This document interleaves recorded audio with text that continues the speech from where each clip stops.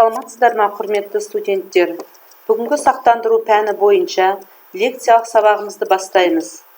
Дәріс беруші Қорқыт атындағы Қызылорда мемлекеттік университеті қаржы кафедрасының аға оқытушысы, экономика ғылымдарының кандидаты Бекешева Дана Айтбайқызы.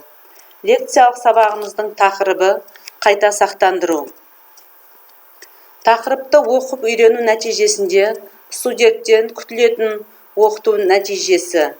Қайта сақтандырудағы түсініктер мен негізгі терминдерді білуі, қайта сақтандыру түрлерін жіктей алуы, қайта сақтандыру шарттарын талдау дағдысын игеруі. Бүгінгі дәрісте қаралатын сұрақтарымыз. Бірінші сұрақ: қайта сақтандырудың қажеттілігі мен оның сақтандыру операцияларының қаржылық тұрақтылығын қамтамасыз етудегі мәні. Екінші сұрағымыз: қайта сақтандырудың түрлері және үшінші сұрақ: қайта сақтандырудағы негізгі шарттар. Бүгінгі дәрістің мақсаты қайта сақтандырудың мәні мен мазмұнын ашып, оның түрлерін айқындап, оның сақтандыру жүйесіндегі орнын анықтау, қайта сақтандыру шарттарын жүргізу тәртібін қалыптастыру.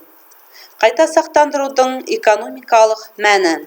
Қайта сақтандыру ұйымының өз тәуекеліне қабылдап алған үлкен көлемдегі тәуекелдерді екінші сақтандыру компаниясына, яғни қайта сақтандырушыға беруі жөніндегі қатынастар кешені. Қайта сақтандыру экономикалық қатынастар жүйесі. Бұл қатынастарға орай сақтандырушы тәуекелді істі сақтандыруға қабылдап алады да, сақтандыру қорын жасау және сақтандыру операцияларының тұрақтылығын қамтамасыз ету үшін нақты сақтандыруға байланысты жауапкершіліктің бір бөлігін келісілген шарттармен басқа сақтандырушыға береді. Қайта сақтандырудың экономикалық мәні.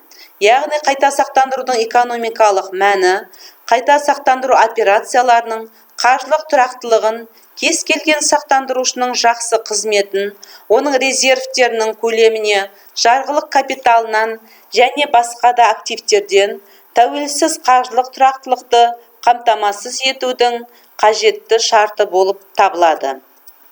Қайта сақтандырудың функцияларын қарастырамыз. Қайта сақтандырудың екі функциясы қарастырылған. Қайта сақтандыру ұйымының дамуымен байланысты функциясы және сақтандырушының меншікті капиталын тартылған капиталмен алмастыру функциясы.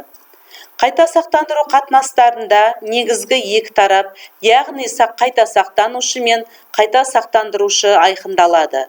Қайта сақтанушы мен қайта сақтандырушының арасындағы айырмашылық өзі қабылдап алған сақтандыру тәуекелінің бір бөлігін қайта сақтандырушыға, қайта сақтандыруға беретін сақтандырушы, ұсынушы компания немесе цедент деп те атауға болады. Ал оған қайта сақтандырушы тәуекелдің бір бөлігі қайта сақтандыруға қабылдап отырған сақтандыру компаниясы. Тәуекелді қабылдап алғаннан кейін қайта сақтандырушы оны басқа сақтандырушыға ұсынуы мүмкін. Мұндай операция ретросессия деп аталады. Қайта сақтандырудың әртүрлі формалары бар. Оның факультативті қайта сақтандыру, келісілген қайта сақтандыру, факультативті облигаторлық қайта сақтандыру және облигаторлы факультативті қайта сақтандыру болып формаларына бөлінеді. Тәуекелділік бойынша жауапкершілікті таратумен байланысты қайта таратудың келісімін екі жақтың келісімі бойынша екі топқа бөлуге болады. Оның бірінші тобына пропорционалды қайта сақтандыру және пропорционалды емес қайта сақтандыру. Пропорционалды қайта сақтандыру мұнда цедент сақтандыру қоржынының бір бөлігін сақтандырады және мұнда сақтандыру премиясы, жауапкершілігі және залалы цессионер мен цедент арасындағы пара-пар бөлінеді. Екінші, пропорционалды емес қайта сақтандыру қорына мұнда цессионерлердің қатысуы зақымның көлеміне байланысты анықталады. Цессионердің жауапкершілігі цеденттің өзіндік ұстанымын жоғарылатуға орны болғанда басталады. Пропорционалды қайта сақтандырудың 3 формасы бар. Квоталық келісім, эксцеденттік және квоталық эксцеденттік болып 3 формаға бөлінеді. Қайта сақтандыру шарты қайта сақтанушы мен қайта сақтандырушы арасындағы келісім, олардың өзара қатынастарын айқындайтын және құқықтар мен міндеттерін белгілейтін заңды құжат. Қайта сақтандырудың шарттары.